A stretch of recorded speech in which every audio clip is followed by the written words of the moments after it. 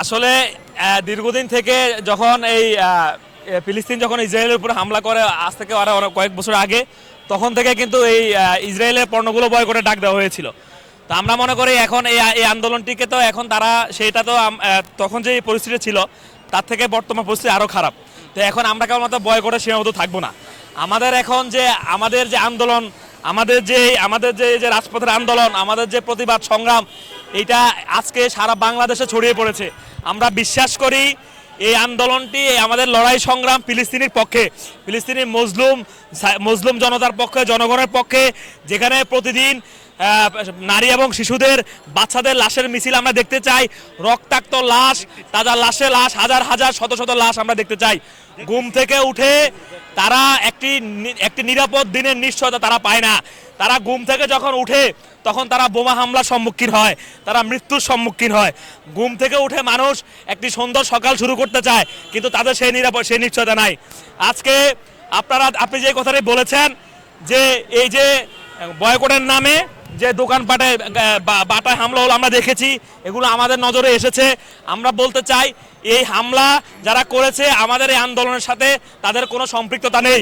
তারা আসলে এই আন্দোলনকে ব্যবহার করে তারা সুযোগ নিতে চায়।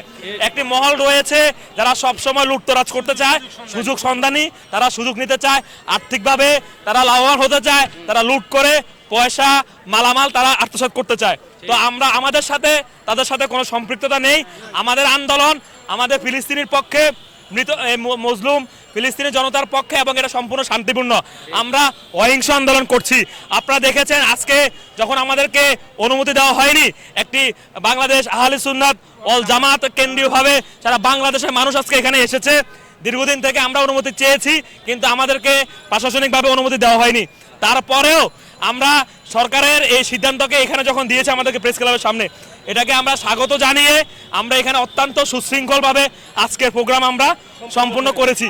আমাদের প্রোগ্রামে কি আজকে কোনো সমস্যা হয়েছে? আজকে এখানে কোনো ধরনের গ্যাঞ্জাম হয়েছে? কোনো ধরনের সমস্যা হয়নি।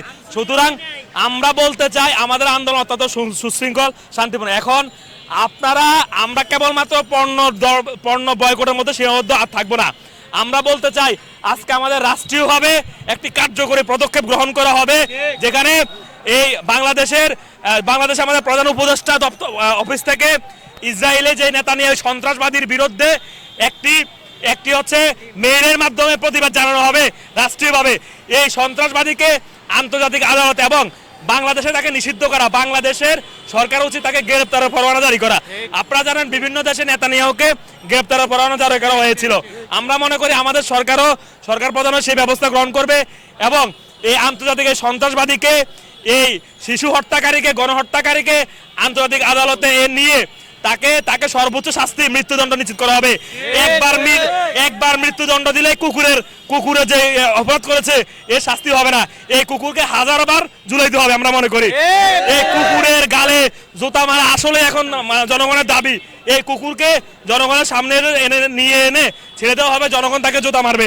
আমরা মনে করি এখন তার এই ধরনের শাস্তি হওয়া উচিত। কারণ আমরা এই ফিলিস্তিনের এই শিশুদের লাশ দেখে, নারীদের যে ভয়াবহ মৃত্যু লাশ দেখে আমরা আসলে মানসিকভাবে এখন আর ঠিক নাই। বাংলাদেশের মানুষ কোন মুসলিমরা কেউই এখন আজকে বর্তমানে শান্তিতে নাই।